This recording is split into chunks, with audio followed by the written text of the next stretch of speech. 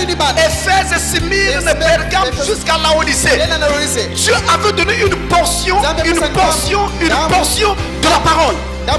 Donc William Branham, 7e ange, avait en lui une portion correspondant au message du temps de la fin.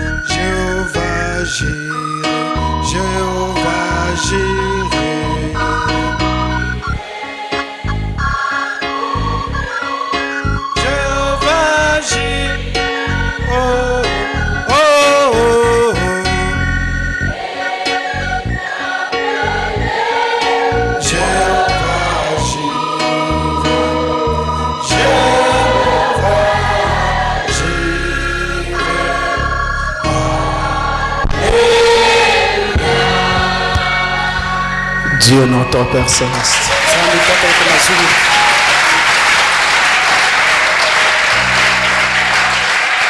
C'est par ta grâce que nous nous retrouvons encore ici. Et nous venons sous le son de l'agneau. Comptons sur toi, Seigneur, pendant que nous sommes encore ici, de ce côté-ci de l'éternité, afin que la parole que tu vas encore nous donner aujourd'hui, préparer sérieusement nos âmes pour te rencontrer. Pardonne toute imperfection et accorde-nous ton assistance au travers de cette réunion, afin que, Père, lorsque la réunion aura pris fin, chacun puisse réaliser que Dieu a traité avec son âme. C'est notre prière, Seigneur. Au nom de Jésus-Christ, le Fils de Dieu. Amen. Amen.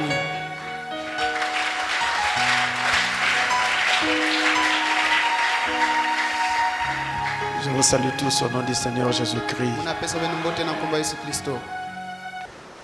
Aujourd'hui, je voudrais commencer par des questions et réponses. Et j'ai voulu commencer par les questions de l'étranger à cause de la demande pressante de nos frères qui sont là-bas. Et nous allons essayer de donner le meilleur de nous-mêmes pour répondre à ces questions en restant fidèles au message du temps de la fin et en apportant la lumière selon que ces choses nous ont été révélées aujourd'hui. Donc nous faisons questions-réponses pour l'étranger. Comme d'habitude, si une question nous échappe, nous aurons le courage et l'honnêteté de vous dire que nous ne savons pas.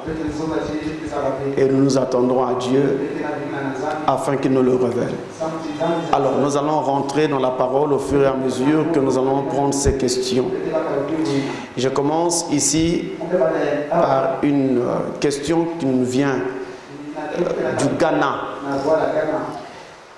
Ici, nous avons deux questions qui nous viennent du Ghana. Voici la première. Il est dit: le fait de poser la photo de Jésus d'Hoffmann devant l'autel et que les gens viennent se mettre à genoux pour prier, que dit le frère Branham ou encore la Bible à ce sujet? Que dit frère Branham au sujet de mettre la photo d'Hoffmann, de Jésus d'Hoffmann devant son autel? Frère Branham ou la Bible disent quoi? Alors, cette question touche ce que nous appelons l'adoration. L'adoration nous renvoie à des attitudes. Lorsque nous venons adorer Dieu, nous prenons ou adoptons des attitudes. Soit nous nous tenons debout pour adorer, nous nous mettons à genoux pour adorer. Et il arrive même quelquefois que quelqu'un se tende à plat le ventre pour adorer. Et l'adoration renvoie aussi au cœur. Au moment où vous adorez Dieu, par le chant ou par la prière, votre cœur est engagé dans ce que vous êtes en train de faire. Si donc je chante ou je prie, la parole dit que je suis en train d'adorer. Et Frère Branham va plus loin et montre que la vie que nous menons est aussi une forme d'adoration. Nous adorons Dieu par notre vie. Alors, que ce soit que je chante, que je prie, ou que je vive en essayant de marcher selon la parole, mais si mon cœur n'est pas dans ce que je fais, mon adoration est vaine. Mon adoration est nulle. En d'autres termes, il n'y a vraiment pas d'adoration quand le cœur ne s'y trouve pas. La vraie adoration se fait par le cœur. Et Jésus avait dit une fois, ce peuple m'honore des lèvres, mais son cœur est éloigné de moi. Donc c'est le cœur qui est très important. Et ceci donc me permet de répondre à la question. Si je mets la photo de Jésus sur mon autel, au moment où je viens adorer devant mon autel, je fais quoi? Est-ce que je m'imagine dans mon esprit et dans mon cœur que le Dieu que je suis en train d'adorer se trouve sur cette photo-là, et que donc en quelque sorte c'est cette photo que je suis en train d'adorer? Dans ces conditions-là, si mon cœur se reporte à cette photo, eh bien Frère Branham et la Bible disent que là je suis en train de commettre l'idolâtrie. Parce qu'il est écrit que nous ne devons adorer aucune représentation, aucune image, fût-elle taillée ou quoi. On ne doit rien adorer de tel. Par contre, si je mets la photo de Jésus sur mon autel, juste pour me rappeler de mon Seigneur et à quoi il ressemble, mais quand j'adore devant mon autel, à genoux ou debout, je ne me représente pas dans mon esprit ou dans mon cœur que celui que j'adore, c'est cette photo-là.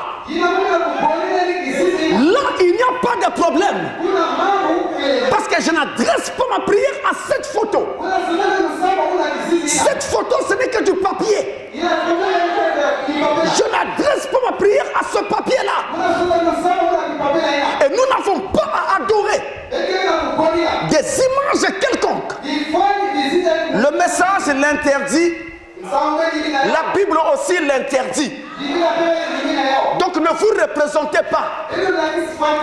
Tenez, lorsque Naaman le Syrien avait été guéri par le Dieu d'Israël. Il rentrait chez lui.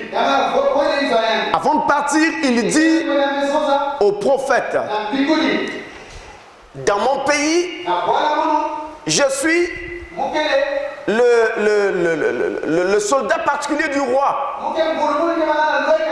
Lorsqu'il rentre dans le temple de notre Dieu là-bas,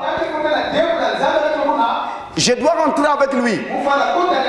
Quand il se prosterne devant ce Dieu-là, je dois m'incliner aussi. Alors que ferais-je puisque maintenant j'accepte le Dieu d'Israël? Le prophète Élisée lui dit, va, repars dans ton pays. Quand ton roi rentrera dans le temple de son Dieu, rentre avec lui. Lorsqu'il se prosternera, parce qu'il doit s'appuyer sur ton épaule, toi aussi prosterne-toi. Mais seulement ne te prosterne pas de cœur. C'est écrit noir sur blanc. Tu vas te prosterner physiquement, mais ton cœur ne doit pas se prosterner. C'est pareil avec les images. J'ai mis la photo d'Hoffman sur mon autel, mais quand je me prosterne devant mon autel, je ne prie pas cette photo. Je prie le Dieu qui habite dans mon cœur. Vous dites amen? Mais autre chose, lorsque vous priez, le Dieu que vous priez habite où? Non, j'ai senti une hésitation tout à l'heure. Parce que justement, si lorsque vous priez, vous mettez à genoux, vous imaginez les nuages, et qu'il y a un Dieu aussi assis au-dessus des nuages, vous n'êtes qu'un pentecôtiste. Lorsque vous priez, le Dieu que vous priez là, il habite dans votre cœur. C'est aussi pourquoi, peu importe le problème que vous avez, où que vous soyez, ce Dieu-là est là. Alors une autre question, toujours du Ghana. Toujours du Ghana. Il dit deuxième question. C'est sur tout Dieu dans le prophète. Tout Dieu dans le prophète. Que disent les Écritures? En d'autres termes, que disent les Écritures sur tout Dieu dans le prophète? Le prophète Branham, on veut dire.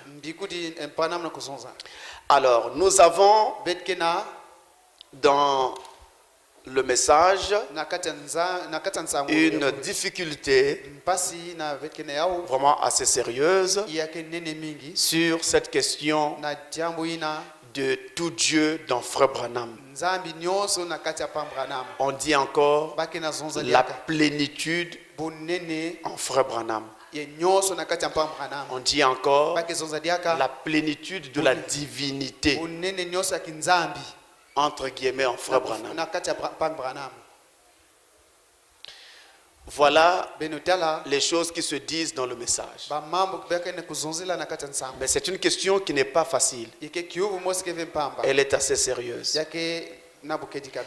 Elle est assez sérieuse, mais c'est aussi parce que nous avons un problème. Les gens ont quitté la simplicité de la parole. Écoutez-moi bien. Je vais essayer d'aborder la chose le plus simplement possible. Nous avons l'homme appelé William Marion Branham. De l'autre côté, nous avons le prophète de Dieu appelé William Marion Branham. Je reviens. D'un côté, nous avons l'homme William Marion Branham. De l'autre côté, nous avons le prophète de Dieu, William Marion Branham. L'homme William Marion Branham est d'abord un fils de Dieu. Comme toi, tu es fils de Dieu ou fille de Dieu. Sous ce rapport-là, William Branham ne pouvait pas et ne peut pas avoir la plénitude en lui-même. Parce que chaque fils de Dieu n'a qu'une portion du Saint-Esprit dans sa vie. Mais partout le Saint-Esprit, à chacun de nous, Dieu a départi une portion du Saint-Esprit. Est-ce que vous comprenez déjà?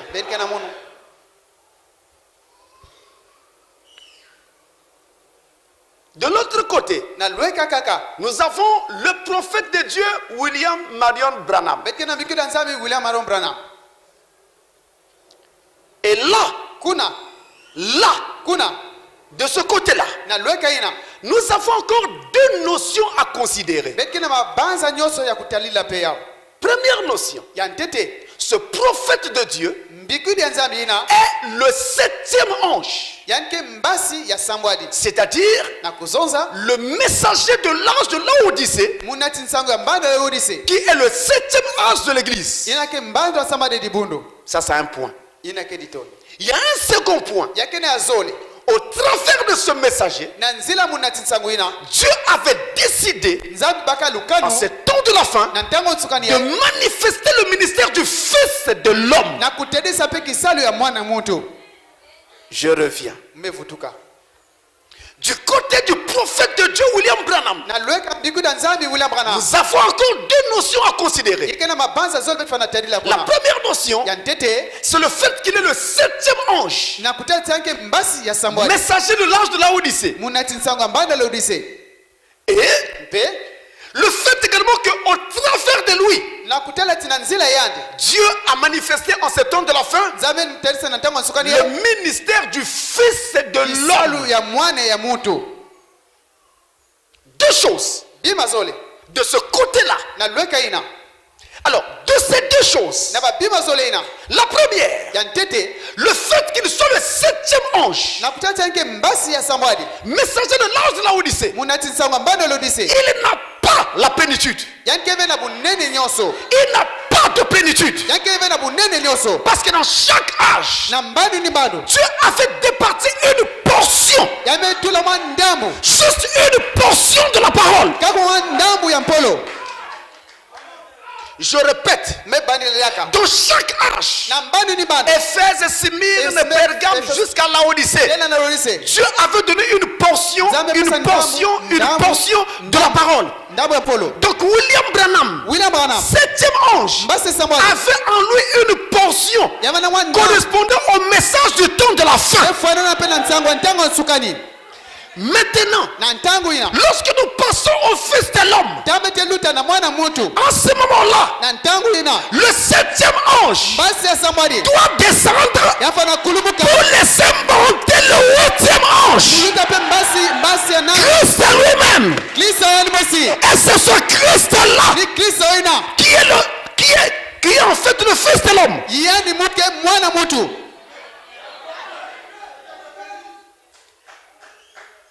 Et le Fils de l'homme, c'est Christ lui-même. Jésus a dit, qui dit-on que je suis? Moi, le Fils de l'homme. Fils de l'homme signifie prophète. William Branham était prophète. Mais seulement William Branham était un prophète. Jésus aussi était prophète. Seulement Jésus était le prophète.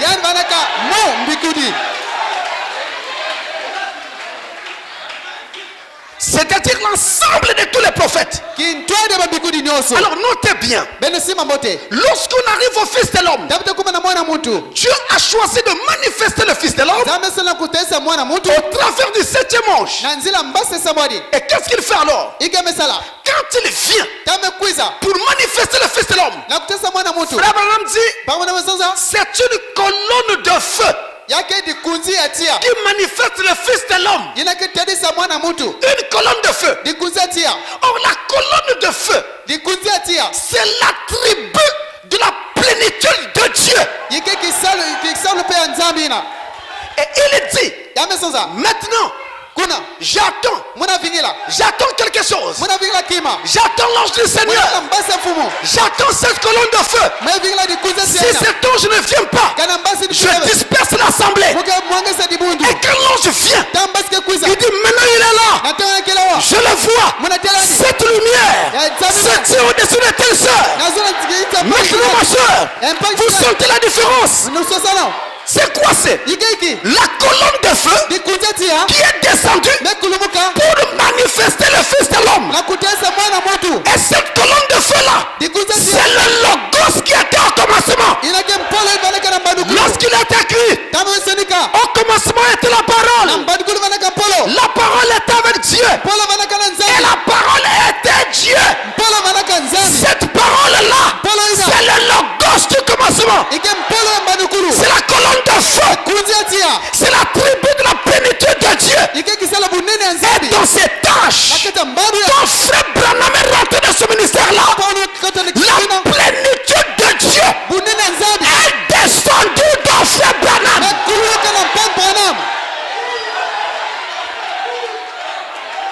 Tout Dieu.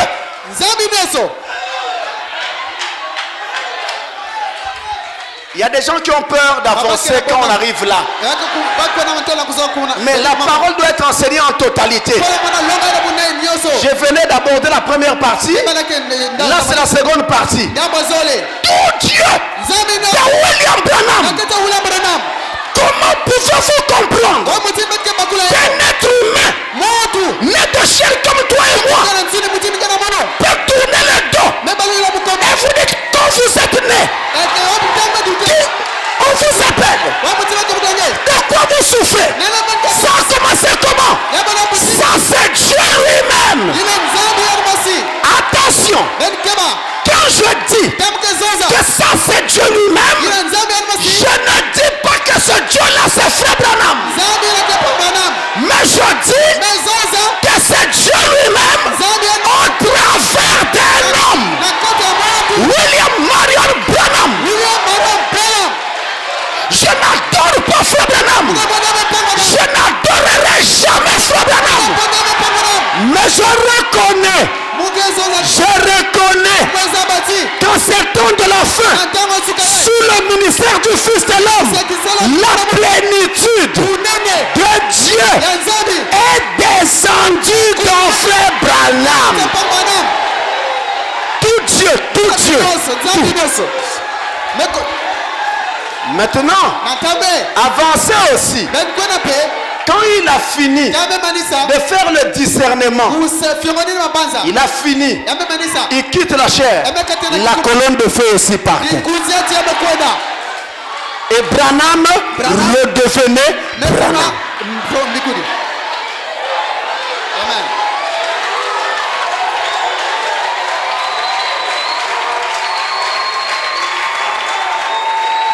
Si ce n'est pas le cas, alors pourquoi il attendait? Il dit maintenant j'attends. Il faut qu'il vienne. Il vient d'où? Je l'attends. S'il ne vient pas, je disperse l'assemblée. Il va venir d'où? Pourquoi il attendait chaque fois? C'est qu'il venait et il partait. Il venait et il partait. Dans le cadre du ministère du Fils de l'homme, pour révéler la parole.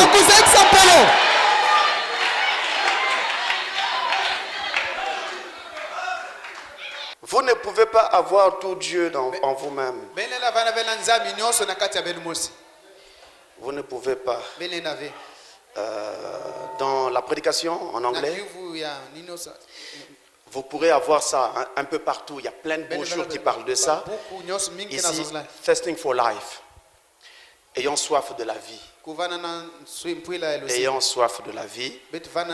Prêché le 4 mars 1960. Le 4 mars 1960, paragraphe 4 en anglais. Il dit: Now, I know the King James says. Maintenant, je sais que la version du roi Jacques dit, c'est une Bible, hein? Celle-ci c'est Louis II, mais il y a une version qu'on appelle King James, roi Jacques. C'est beaucoup utilisé dans le monde anglophone. Hein? Et greater, plus grand. But to really isn't the original, mais ce n'est pas vraiment l'original. Si, vous comprenez? It's more. C'est beaucoup plus. No one could do anything greater. Personne ne peut faire quelque chose de plus grand. Alors, il revient sur Jean 14 où Jésus dit, vous ferez les œuvres que je fais, vous les ferez aussi. Et vous en ferez même davantage. Maintenant, la Bible du roi Jacques dit, vous en ferez de plus grandes. William Branham dit non. Personne ne peut faire des choses plus grandes que Jésus. Là, il y a erreur de traduction. C'est ce qu'il corrige. No one could do anything greater. Personne ne peut faire des choses plus grandes. Il rose the dead. Il a ressuscité les morts. Healed the sick. Guéri les malades. Stopped nature. Arrêté la nature. Done everything there was to be done. Et fait tout ce qui pouvait être fait. It couldn't be greater in quality. Ça ne pouvait pas être plus grand en qualité. But it could be greater in quantity. Mais ça pouvait être plus grand en quantité. So, en quantité, oui. En qualité, non. So the Holy Spirit then was in one man. Parce qu'en ce temps-là, le Saint-Esprit était dans une seule personne. C'est pas maintenant, ça peut être beaucoup. Parce que nous sommes nombreux avec le Saint-Esprit. That was the Son of God. C'était le Fils de Dieu. He had the Spirit without measure. Il avait le Saint-Esprit sans aucune mesure. God dwelt in Christ, reconciling the world to himself. Dieu habitait en Christ, réconciliant le monde avec lui-même. God was in Christ. Dieu était en Christ. Now God is in you. If you have the Holy Spirit, maintenant Dieu est en vous. Si vous avez le Saint-Esprit, God is in you. In a portion, Dieu est en vous en partie. But it was in him without measurement. Mais il était en lui sans aucune mesure. He had the fullness of God in him. Il avait la plénitude de Dieu en lui. But now, it's measured out to each one of us. Mais maintenant, cela est départi à chacun de nous. Portion par portion. Vous voyez? Chacun de nous, y compris Frère Branham. Donc, comprenez la différence. Vous voyez la différence que je viens de vous montrer à propos de William Branham, l'homme, le Fils de Dieu, William Branham, le messager.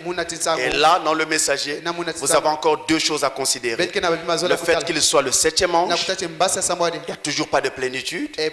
Mais quand on passe au ministère du Fils de l'homme, là, la plénitude descend dans Frère Branham. Mais chaque fois, après le travail, cette plénitude s'en allait. Ne l'oubliez pas. Alors, nous prenons ici des questions qui nous viennent des États-Unis d'Amérique. Que Dieu vous bénisse, Pasteur Francis. Il a donné son nom, mais on n'a pas besoin de le citer. Et je vis aux États-Unis d'Amérique. Je voulais te saluer, te remercier pour ce grand travail que vous faites sur le canal 7. Je voulais demander des questions. Si vous avez déjà discuté là-dessus, donnez-moi les références ou une vidéo sur YouTube. Voilà donc les questions. En gros, ça porte sur le mariage, mais il y en a d'autres. Alors suivez. C'est très fort. Hein? Je les prends calmement. Ah bon, notre frère a essayé d'écrire en français, mais c'est déjà très bien. Pour quelqu'un qui parle d'habitude anglais, c'est bravo, que Dieu bénisse. Parle-t-on du croyant actif ou passif, ou les deux? Actif en termes de croyant qui paye sa dîme et offrande et qui, là il a mis un mot en anglais, qui participe au service régulièrement pour supporter la cause et qui est baptisé au nom du Seigneur Jésus-Christ, ou un croyant tout court. J'essaie de résumer la question. Est-ce qu'on parle d'un croyant actif ou passif, ou bien croyant tout court dans la Bible? Vous avez compris? Alors, je voudrais répondre comme ceci. Dans la Bible, on ne parle que de croyants tout court. Tout court. On dit croyant et puis c'est tout. Regardez, je prends 1 Corinthiens chapitre 14, le verset 22. Et vous allez voir, il y a beaucoup de passages comme ça dans la Bible où nous avons cela. Et vous verrez que partout, il s'agit de croyants tout court. On ne dit pas croyant actif ou passif, croyant tout court. Regardez d'abord, il est dit, 1 Corinthiens 14, le verset 22. Par conséquent, les langues sont un signe, non pour les croyants, mais pour les non-croyants. La prophétie, au contraire, est un signe non pour les non-croyants, mais pour les croyants. Vous voyez? Croyant, non-croyant. Le non-croyant, c'est celui qui ne croit pas. L'incrédule. Le croyant, c'est celui qui croit. Donc le frère ou la sœur en Christ. Et nous avons plusieurs passages comme ça. Mais il y a un autre que je voudrais quand même prendre, c'est important. C'est Galates au chapitre 3.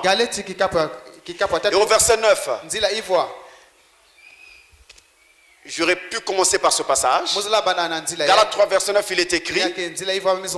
Galates 3, verset 9. De sorte que ceux qui croient sont bénis avec Abraham, le croyant. Le croyant. Vous voyez? Nous sommes appelés fils d'Abraham.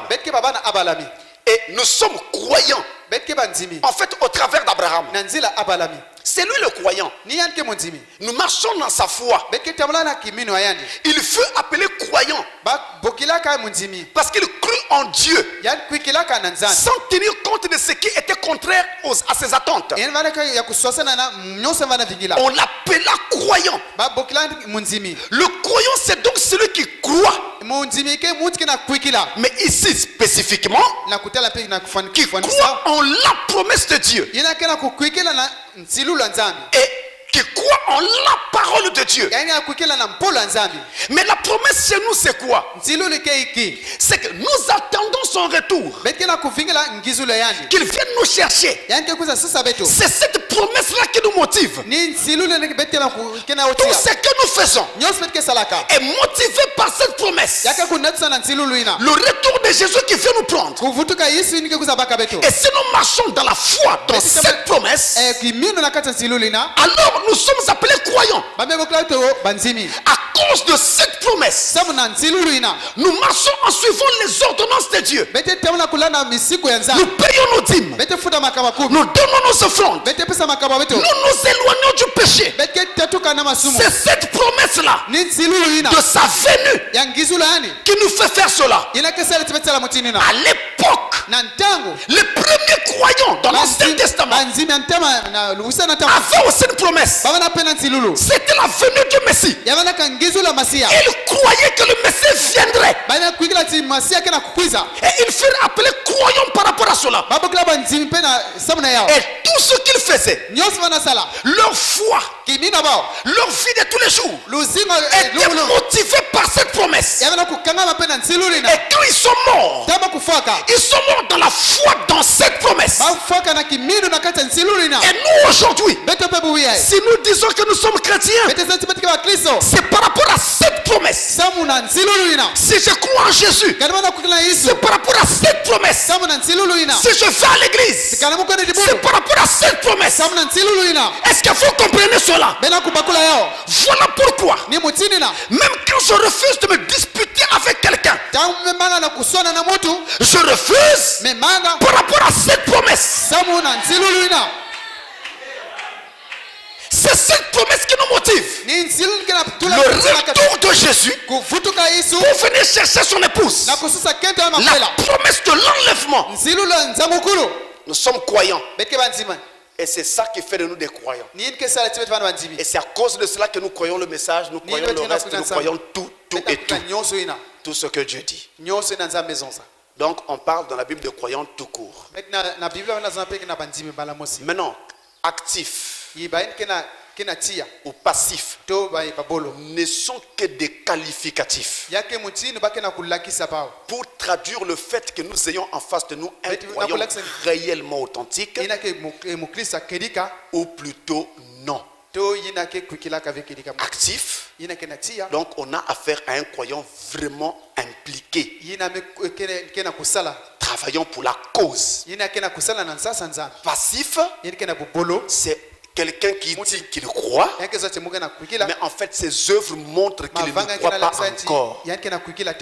Voilà à quoi servent ces qualificatifs. C'est à cause de la langue française ou anglaise, parce que même Frère Branham emploie ces expressions-là, croyant actif, mais c'est à cause de la langue. Parce que normalement, le croyant, c'est Christ lui-même. Et toi, tu deviens croyant que si lui, le croyant, vient habiter en toi.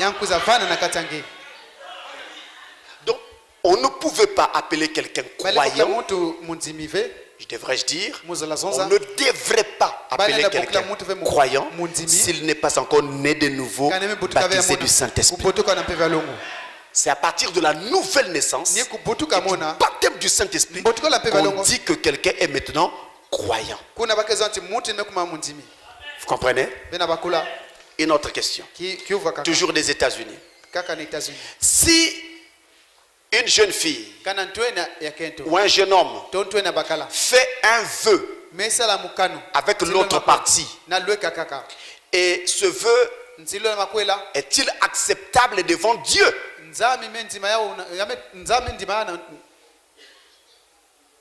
Est-ce que ce vœu est acceptable? Oui. Ce vœu est acceptable s'il a été fait selon les normes exigées par Dieu. Même si la personne avec qui vous avez fait ce vœu, c'est-à-dire cette promesse de mariage, même si cette personne est païenne, mais puisqu'il y a une promesse qui a été faite, elle a la même valeur que si elle avait été faite avec un chrétien ou une chrétienne. Ça compte. Et vous ne pouvez pas vous en excuser. Si je dis à une jeune fille, je veux te prendre en mariage, et que je suis sincère, je ne la trompe pas, je suis vraiment engagé, déterminé, et qu'elle accepte ma proposition, et entre-temps, elle n'a rien à me confesser, et je n'ai rien à lui confesser, au préalable, le vœu tient. Peu importe qui est païen parmi nous deux, ou que nous soyons tous les deux païens, ou tous les deux chrétiens, le vœu tient. Maintenant, ça ne tiendrait pas. Le vœu sera brisé. On dirait même pas brisé. Le vœu sera simplement mis de côté, parce qu'il n'en était pas un. Si on constate qu'il y avait eu un mensonge à la base, je prends un cas.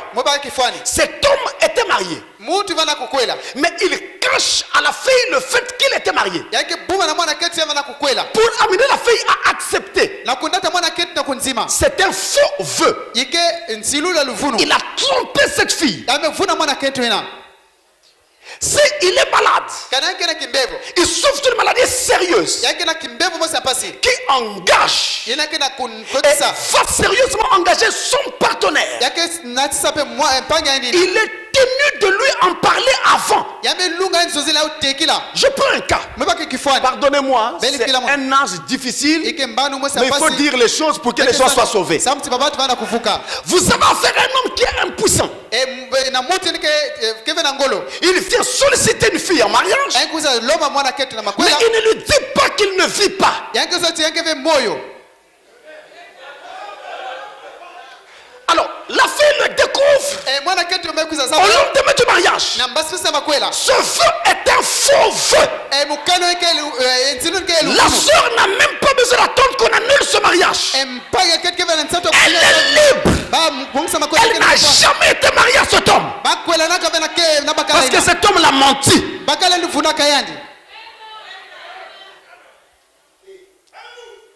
Quand je parlais de maladie, il s'agit de maladies sérieuses qui vont engager notre partenaire. Prenons le cas du sida. Si vous êtes atteint de cette maladie, la moindre des choses, c'est de le dire à votre partenaire. Parce que vous voyez bien que vous la rendrez aussi malade. Elle doit décider, afin de décider avec vous comment vous mènerez votre vie. Si elle vous aime malgré tout, alors si ce n'est pas fait, vous avez trompé la jeune fille ou vous avez trompé le jeune homme. Ce vœu est un faux vœu. Il y a aussi la question des intérêts. Je ne t'aime pas, je ne veux pas de toi, mais comme ton père a de l'argent, moi j'ai besoin de cet argent là. Je viens, je deviens ton ami. Après, je deviens ton fiancé. Et finalement, je deviens entre guillemets ton mari. En réalité, qu'est-ce que j'ai épousé?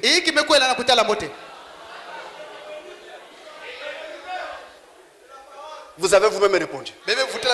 Donc là, c'est un faux feu. Vous n'aviez aucun intérêt pour la fille. Aucun amour, rien du tout. Vous l'avez trompé. Ce vœu est un faux vœu. J'avance. Vous sortiez avec quelqu'un avant. Maintenant, vous êtes devenu entre guillemets croyante. Pardonnez-moi d'utiliser les guillemets. Ça évite de commettre des erreurs. Et un frère bien-aimé arrive, un fils d'Abraham.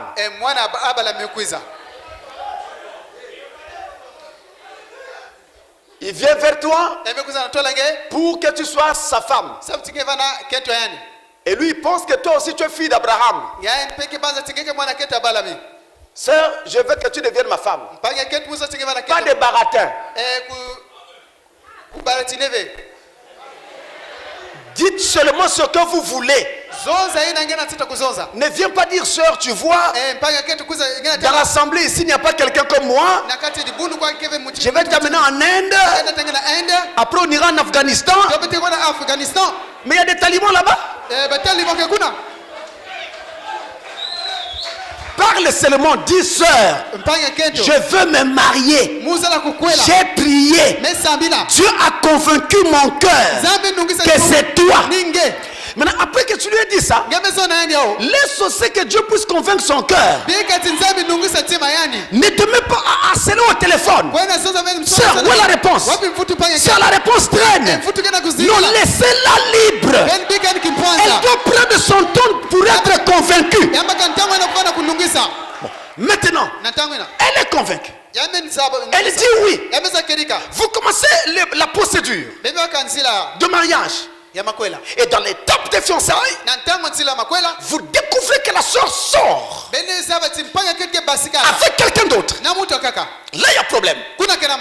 Si on vérifie que cette personne qui sort avec cette soeur, pendant qu'elle est fiancée, sortait déjà avec elle avant les fiançailles.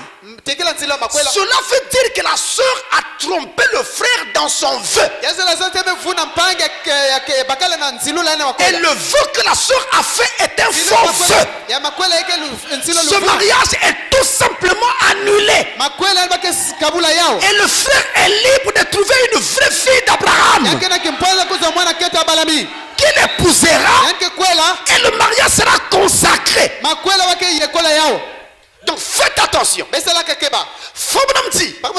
Jeunes gens, vous qui êtes à l'école et autres, quand vous promettez à un garçon, oui, je deviendrai ta femme, vous vous liez sans le savoir. Et il n'y a que la mort qui annule une telle chose. Quand ça a été fait dans les conditions normales. Donc, attention. Alors, voilà les choses en passant qui peuvent faire que... Et vous aurez plus de détails sur la question si vous suivez notre enseignement sur mariage et divorce, la partie concernant le choix d'une épouse. Je crois que c'est la deuxième partie de notre enseignement. Vous aurez plus de détails sur la question. Toujours des États-Unis, une autre question. Là aussi, c'est vraiment fort.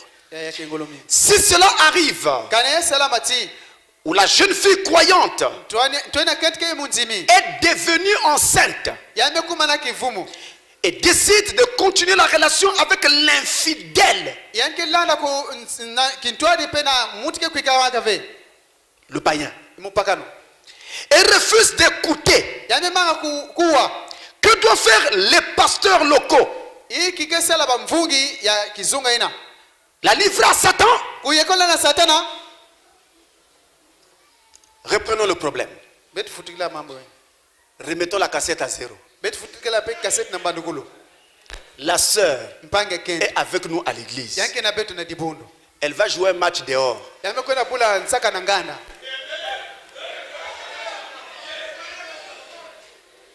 Et nous revient avec un ballon d'or. Elle est enceinte. Le diacre, disons le diacre Magdav. Mais, il est diacre, non? Il lui parle. La sœur n'écoute pas. Après le pasteur vient. Disons pasteur Francis. Il parle.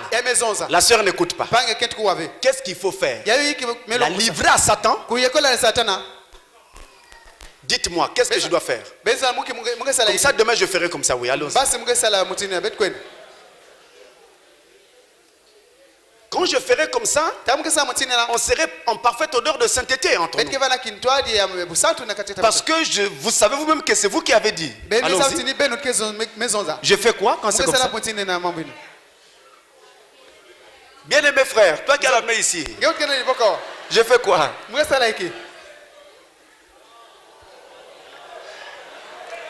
Le frère a dit quoi? On livre à Satan. Mais vous avez affaire à une sœur têtue comme une noix. On parle, elle n'écoute pas. On ne dit pas qu'on va aller enlever la grossesse. Mais au moins on doit couper la relation là. Comment notre fille à nous, une sœur, mariée à un païen, vraiment, c'est une tristesse. Si on était un pays, on allait mettre notre drapeau en berne. C'est un but qu'on nous a marqué.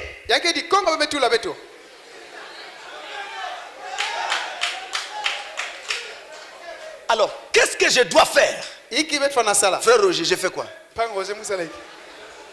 Toi, tu es diacre, oui, on livre à Satan. On pardonne. Mais quand tu vas pardonner, est-ce qu'il n'y aura pas une autre sœur qui va faire comme elle? Parce que si on pardonne, quand l'autre sœur ira faire, si vous voulez sanctionner, elle dira, vous ne m'aimez pas. Pour telle sœur, vous avez pardonné. Pour moi, vous punissez. Donc on doit avoir une règle générale. On fait quoi?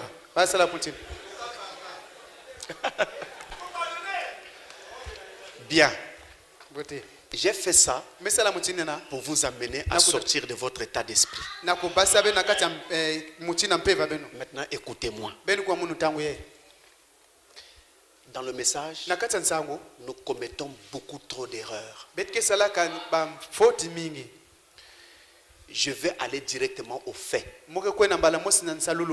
Frère Branham avait un neveu qui est tombé dans ce problème. Nous suivons ce que Frère Branham a fait pour son neveu. Son propre neveu. Vous m'entendez là? La brochure, un homme qui fouille la face de l'Éternel.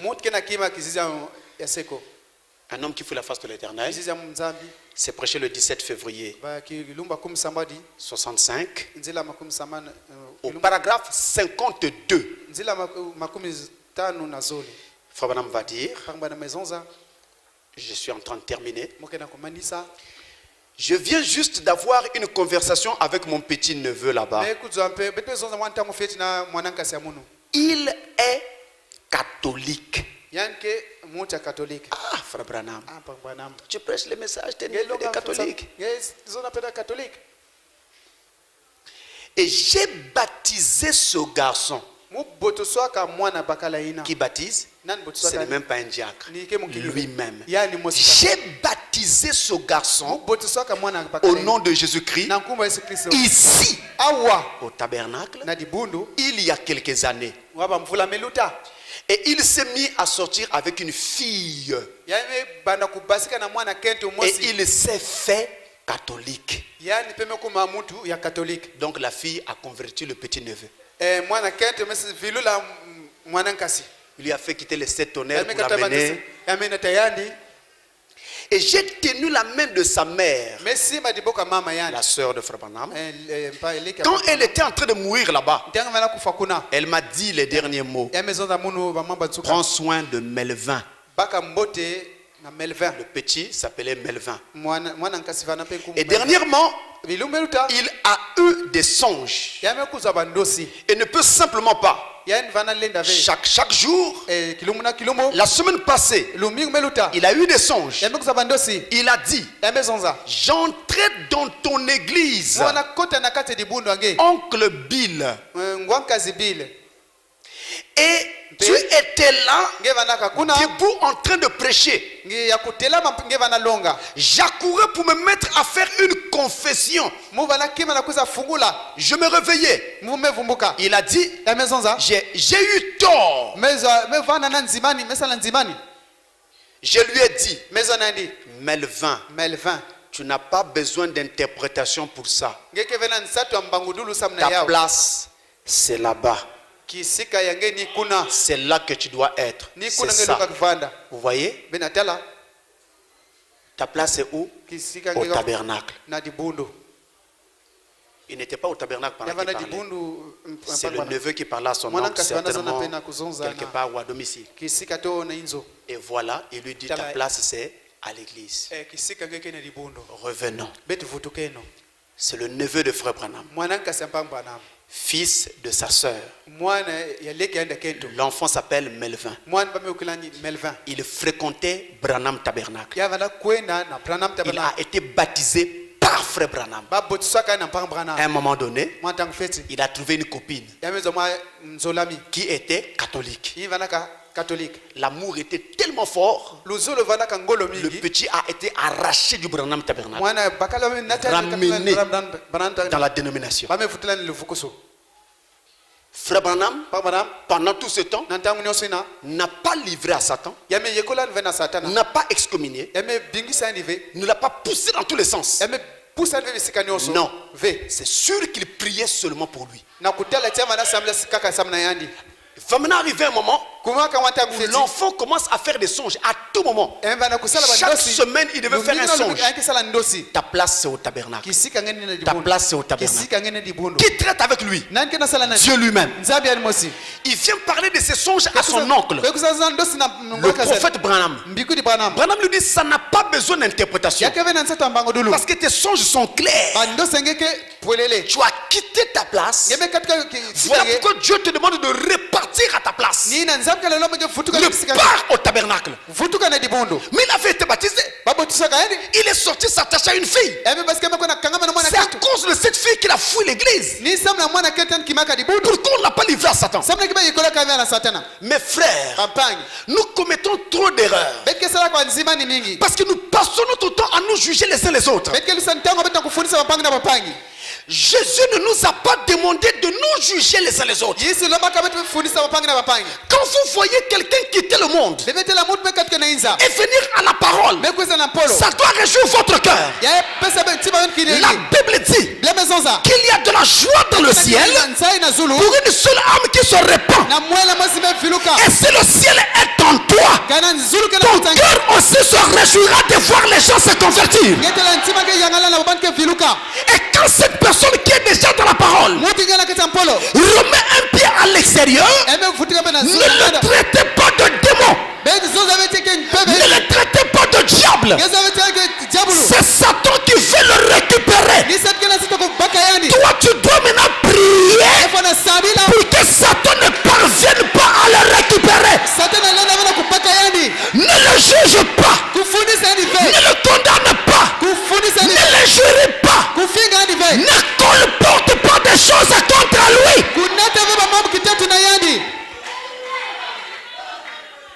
Et n'utilise pas aussi cette pratique païenne qui consiste à faire, je le vois, je ne le salue plus. C'est païen. Les chrétiens ne font pas cela.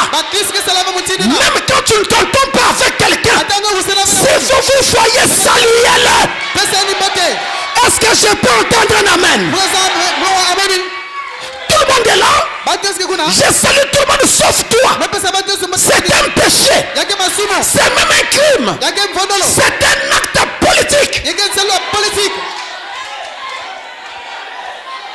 La Bible dit, si vous ne saluez que vos amis, qu'avez-vous fait de bien? C'est la Bible qui le dit. Je sais que tu ne m'aimes pas. Je sais qu'on ne s'entend pas. Mais nous ne sommes pas en train de nous entendre parce qu'il y a un point sur lequel il y a incompréhension. Nous prenons l'incompréhension, nous mettons de côté. Quand on se voit, on se dit d'abord shalom. Si du moins vous pouvez comprendre ces choses, frère, je vous dis, quand vous quittez l'amour, vous quittez Dieu.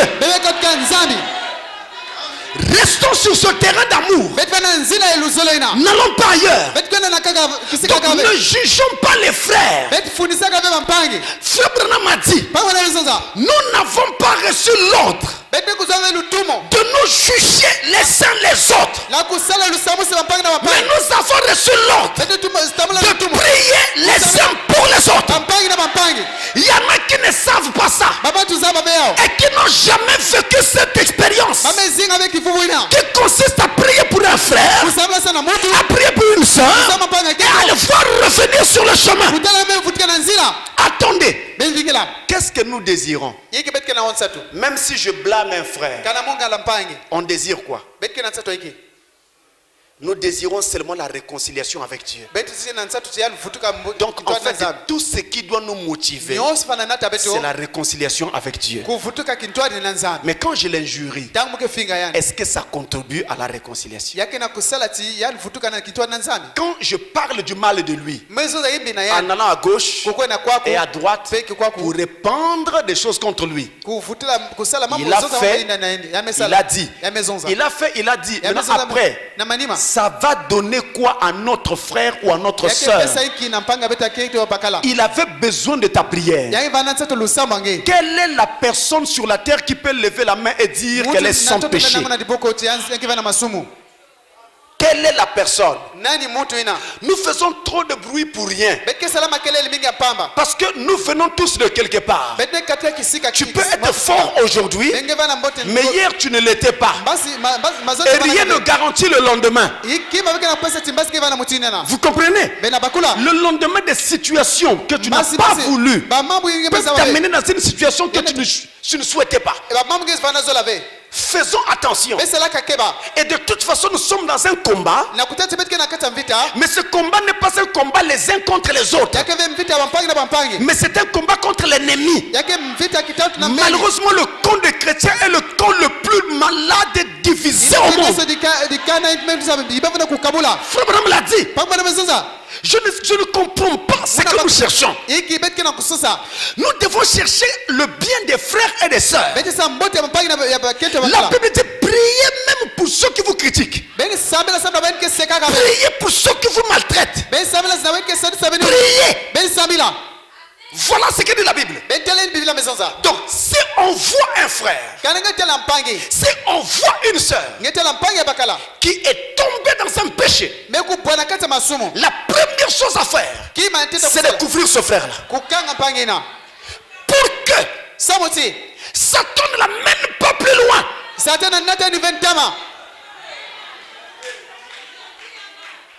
Si vous ne faites pas ça, cette âme ira très loin. Et vous direz, c'est tant pis pour elle. C'est sûr que ce n'était pas un fils de Dieu. Qu'est-ce que tu en sais? Qu'est-ce que tu en sais? Voilà ce que Frère Branham dit ici. Une autre question. Excusez-moi, je termine rapidement avec ces questions venant des USA, toujours États-Unis. On dit, est-ce que le mariage mixte est un péché impardonnable?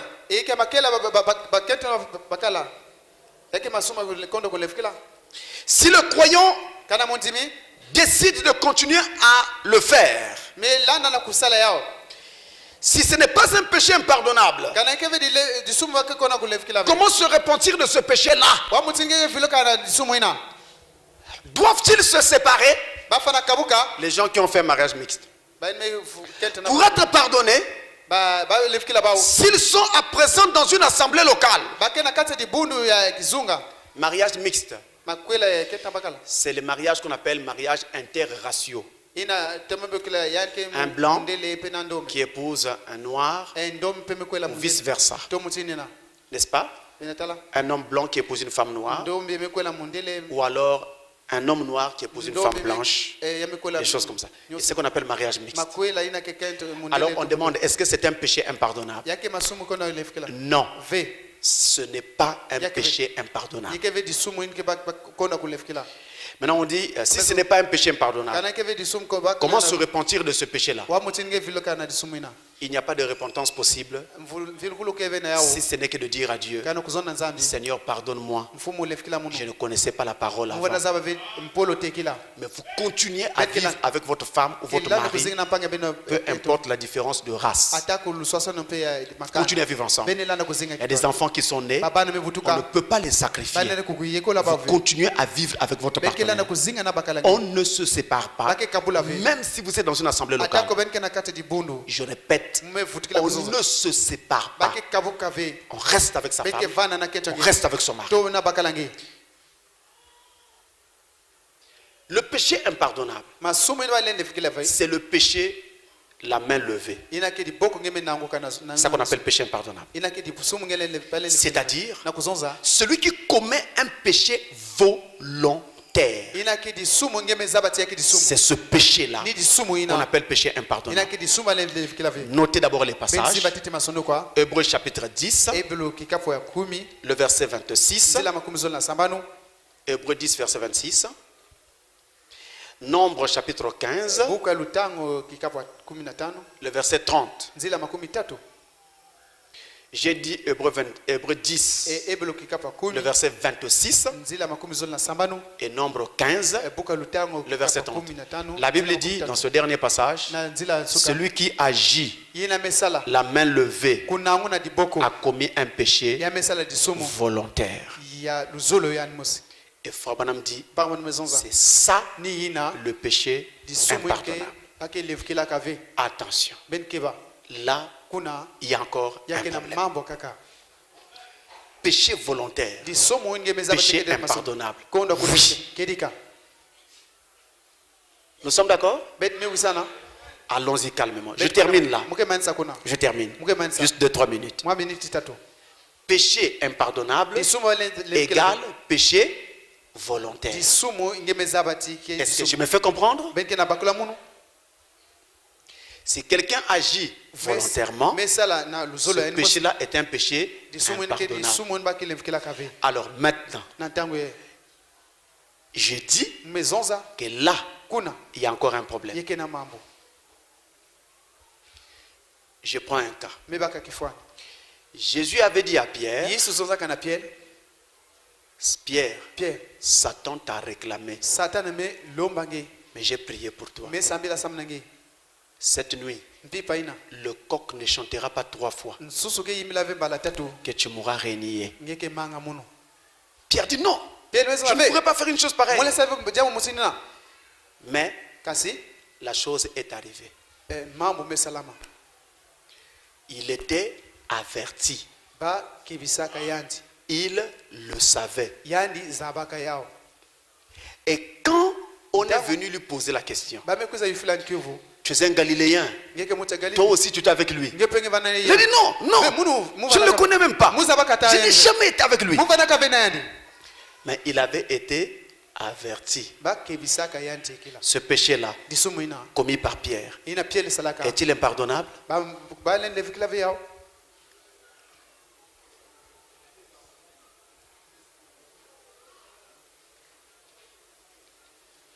J'essaye de vous sortir des conceptions que vous avez souvent. Ce péché de Pierre n'était pas un péché impardonnable. Sur la forme, oui. Et si on devait rester sur la forme, Pierre serait condamné. Mais Dieu ne travaille pas comme ça. Pierre a été obligé de dire ce qu'il avait dit parce que sa vie était en danger.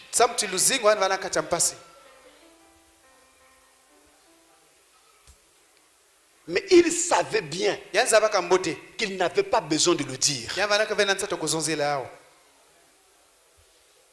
Est-ce que vous me comprenez?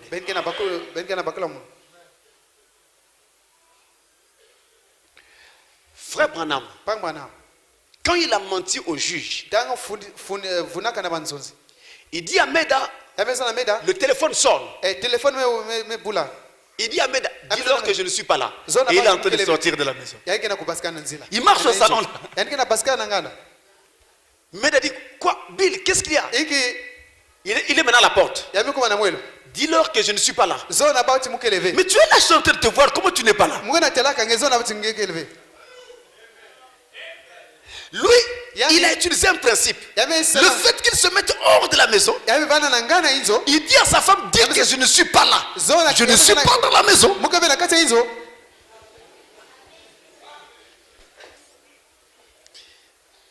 Mais quand il le faisait, il savait que c'était mal.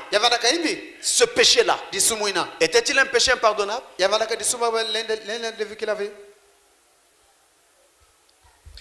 Je voudrais vous amener à comprendre ceci. Pour commencer, le péché, c'est l'incrédulité. Peu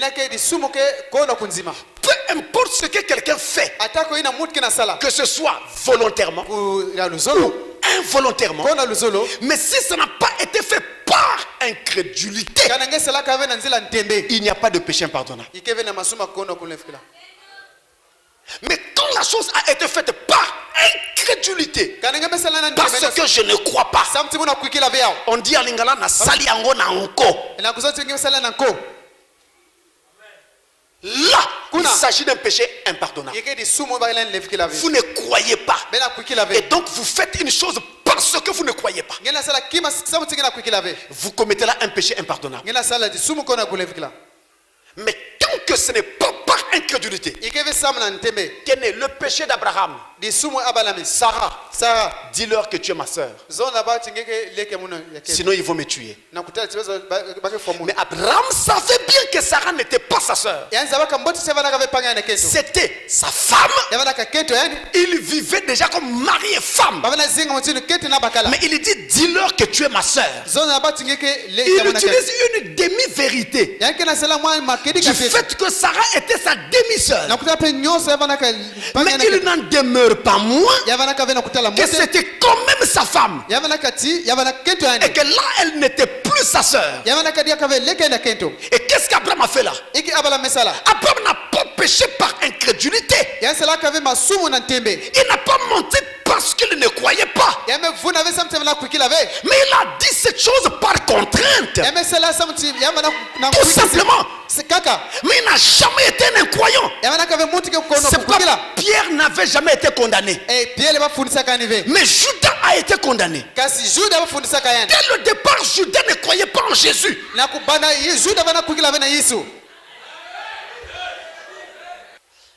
Alors, tout à l'heure, quand je parlais du cas du petit frère Branham, on arrête la communion avec un frère. J'ai manqué de dire ça. Si cette personne a été sanctionnée par l'église. Par exemple, livraison au diable, excommunication. Là, la parole nous demande de ne plus communiquer avec cette personne. Ça, c'est la parole qui nous le demande. Là, vous êtes obligé d'arrêter la communication. Alors, on me demande, je vais m'arrêter là. C'est juste, je crois, un rebondissement sur une question. Je pense. On me demande, pasteur, que Dieu vous bénisse concernant le cas du neveu du prophète. Si un frère était dans ce cas, en décidant de revenir à l'église, est-ce que la relation doit être arrêtée? Même quand il est vraiment amoureux de la païenne catholique, plutôt de la jeune catholique, où les deux peuvent revenir. Lorsque quelqu'un dans ce cas-là veut revenir, on doit le laisser revenir. Maintenant, s'il revient avec cette femme, qu'est-ce que vous allez faire? Il y a déjà un vœu qui est là, il y a une relation qui est tissée, parfois déjà un mariage, parfois un enfant ou deux qui sont déjà nés. Vous allez faire quoi? Frère, les hommes ne sont pas des habits qu'on peut changer ou déchirer comme vous voulez. Il faut faire très attention. C'est des humains, c'est des sentiments. Vous pouvez tuer quelqu'un. Donc équilibre. Et notre but, c'est le salut des âmes. Si quelqu'un est touché par Dieu, veut revenir, on le laisse revenir. Vous avez compris? Et quand quelqu'un est revenu, malgré le péché qu'il a commis, ne te retournez pas le cou comme des oies pour le regarder au coin de l'œil, pour dire celui-là il est encore revenu. C'est païen qui ne commet pas d'erreur. Qui ne commet pas d'erreur. Si ton erreur à toi n'a pas scandalisé l'église, mais ça ne veut pas dire que tu ne commets pas d'erreur. Nous en commettons tous et nous devons nous supporter et nous pardonner tous. Est-ce que c'est clair? Embrassez la personne, donnez-lui le même amour qu'auparavant et ne le regardez pas comme quelqu'un de dangereux. S'il y a quelque chose qui ne va toujours pas avec cette personne, Dieu lui-même s'en chargera. De toute façon, nous n'avons pas à faire que les gens soient des chrétiens à notre image et à notre ressemblance, mais ils doivent être chrétiens à l'image et à la ressemblance de Christ. Laissez la liberté aux gens de revenir et de continuer à marcher avec Dieu. Nous sommes tous ici sur la terre, enfermés dans une sorte de canal, et on a besoin de salut les uns les autres. Et la Bible a dit, je l'ai dit, une âme qui se répand au ciel, il y a une fête. Et si quelque chose comme ça se fait, dans ton cœur, ça doit être la fête. Et soleil couchant tabernacle doit montrer de l'amour. L'amour ne sera jamais vaincu. L'amour triomphera toujours. De sorte que même si celui qui revient avec une intention maléfique, l'amour va écraser cette intention-là.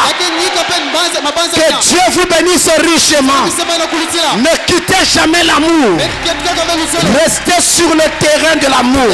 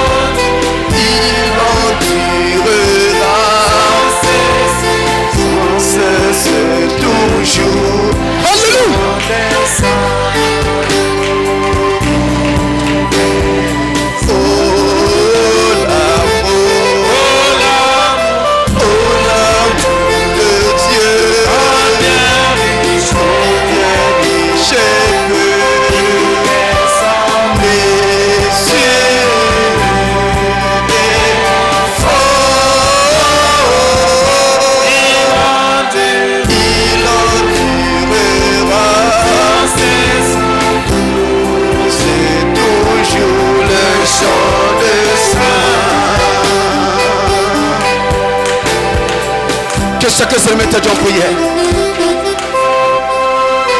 La croissance spirituelle repose sur la croissance de votre amour. Plus l'amour grandit dans votre cœur, plus vous croissez spirituellement. Vous grandissez spirituellement, vous atteignez la maturité. La maturité, c'est l'amour divin. C'est l'amour divin.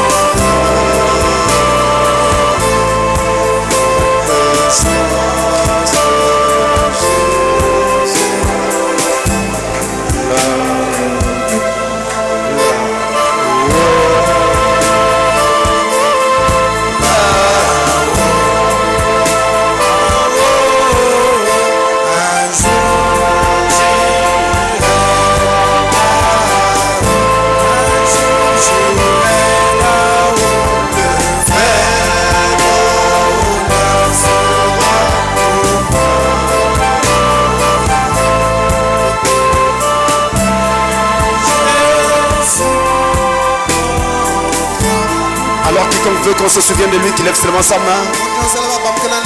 Alors que nous allons prier. Dieu notre Père Céleste, nous ne savons pas quand est-ce que tu nous appelleras ou quand est-ce que le moment de partir arrivera pour nous. Ça peut arriver ce soir, ça peut arriver demain, soit par la mort, soit par l'enlèvement.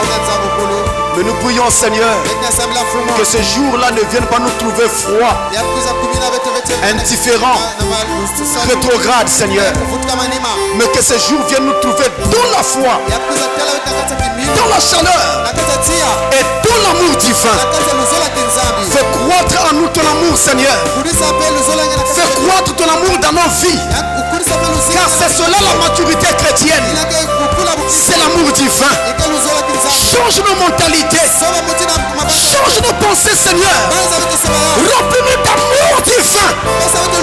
Remplis-nous de grâce, oh Dieu Tout-Puissant. Afin que nous puissions nous aimer les uns les autres. Que nous puissions pardonner. Que nous puissions tolérer. Nous supporter, Seigneur. Et accorde aussi que par ta grâce, nous puissions mettre un point d'honneur à marcher avec toi, à nous attacher personnellement à toi. Bénis chaque âme ici présente. Que le Saint-Esprit nous soit multiplié dans nos cœurs, Seigneur. Ce soir, afin de quitter ta présence, peu importe le besoin qu'il y a fait, ici ou là, dans chaque cœur ou chaque vie, même si nos frères à l'étranger, qu'ils soient bénis au nom de Jésus-Christ.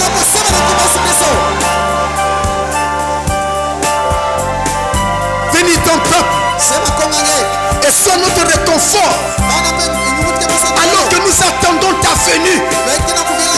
Les jours sont mauvais, les jours sont difficiles. Aide-nous à nous rappeler que tu viens bientôt et que chaque jour nous ne puissions pas oublier de quel côté nous sommes. Seigneur, au nom de Jésus de Nazareth, je prie que le feu du Saint-Esprit descende encore dans cette église. Alléluia. Lorsqu'il en soit ici et partout ce message suffit. Là où Satan retenait encore quelqu'un dans le mal, les liens du péché, la montagne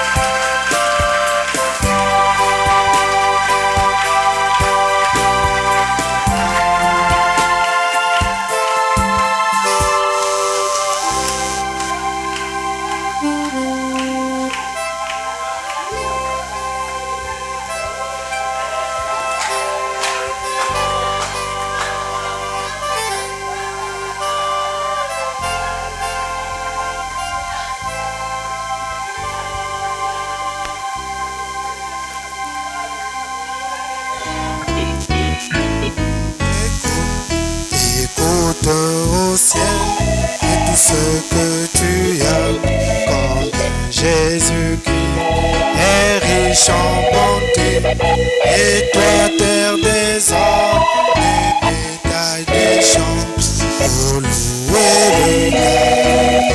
Oh oui, combien il est bon. Oh mon Seigneur, oh combien il est bon. Alléluia, je le loue.